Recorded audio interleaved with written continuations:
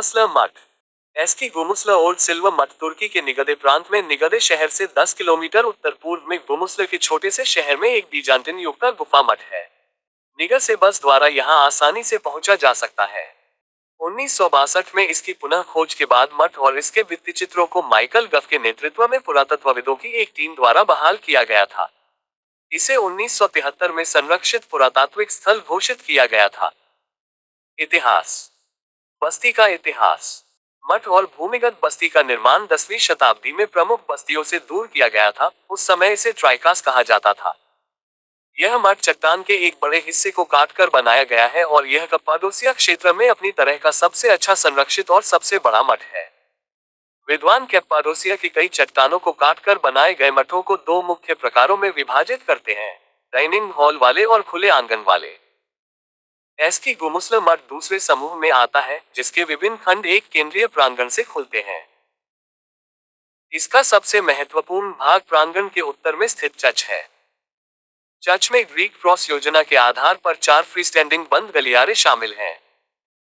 उत्तरी गलियारे में 2 कब्रों वाला एक स्थान है। पश्चिम में 2 प्रवेश द्वार हैं जो एक पालने वाली तिजोरी से ढके हुए हैं। माना जाता है कि 3 अलग अलग उस्तादों ने चर्च के भित्तिचित्रों पर काम किया था।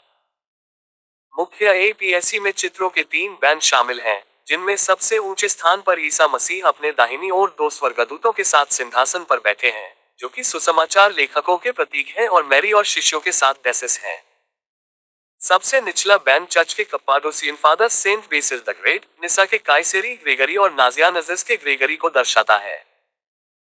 क्रॉस की उत्तरी भुजा में सेंट जॉन द बैप्टिस्ट और सेंट स्टीफन की आकृतियों के साथ नेटिविटी की घोषणा और मंदिर में प्रस्तुति का प्रतिनिधित्व है, जिसे किसी दूसरे कलाकार द्वारा चित्रित किया गया होगा। प्रवेश द्वार के दक्षिण में नोटहेक्स के अंदर वर्जिन मैरी और शिशु जीसस के चित्रण हैं, जिनके दोनों ओर महादूत गैब्रियल और माइकल हैं, जिन्हें स्पष्ट रूप से एक तीसरे कलाकार द्वारा चित्रित किया गया है। वर्जिन मैरी के एक भित्तिचित्र पर बहुत ध्यान दिया गया है, जो मुस्कुराती हुई प्रतीत होती है। हालांकि यह लगभग निश्चित रूप से लापरवाह बहाली का परिणाम है। नोटहेक्स के ऊपर के कमरे की दीवारों को ईस्ट की दंतकथाओं की छवियों से चित्रित किया गया है, जो विशिष्ट रूप से कप्पाडोसिया के लिए हैं। एस्की गुमुस्ला मठ के भित्तिचित्रों की शैली और प्रतिमा कई अन्य कप्पाडोसियन चर्चों से मिलती जुलती है।